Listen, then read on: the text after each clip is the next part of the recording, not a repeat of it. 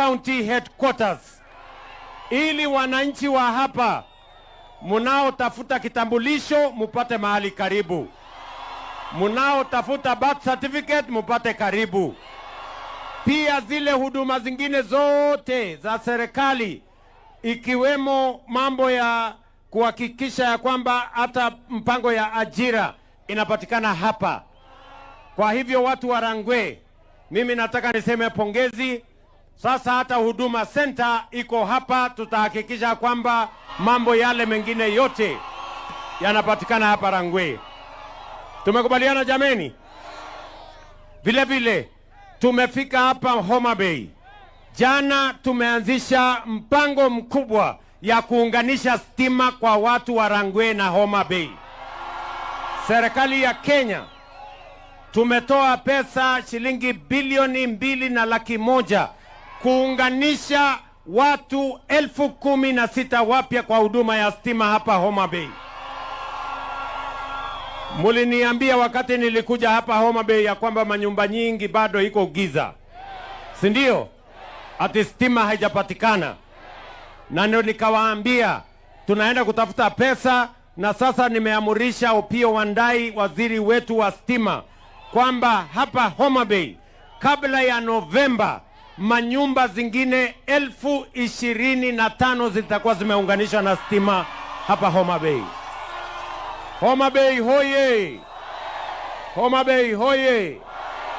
Na hiyo kazi ya kuunganisha stima ilianza jana, na kabla ya Novemba tutakuwa tumekamilisha, ndio tupange tena ya mwaka ujao, si ndio? Sababu yetu ni kuhakikisha kwamba tunaunganisha stima, tuweke mwangaza, tuondoe giza, ndio shetani ahame. Si mnajua shetani anapenda mahali iko giza? Si shetani ahame jameni? Ndio waje kutusumbua ama namna gani Rangwe?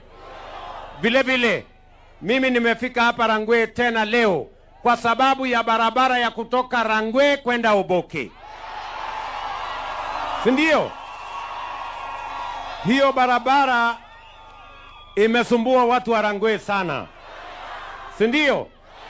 Sasa mimi nimefika na hiyo barabara sasa tutakamilisha, tutaweka lami, na tunataka tuikamilishe ndani ya mwaka moja hiyo imekamilika. Tunaelewana?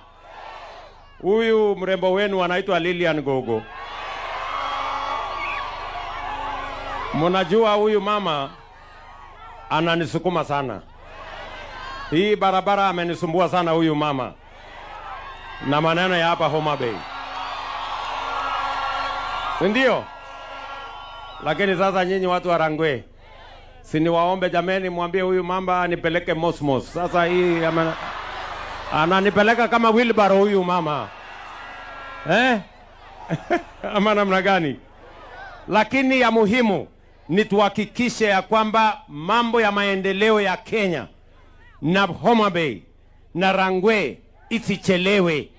Tuharakishe maneno ndio kazi iweze kusonga mbele. Tumekubaliana? Pia leo nimefika hapa kwa sababu ya mambo ya maji.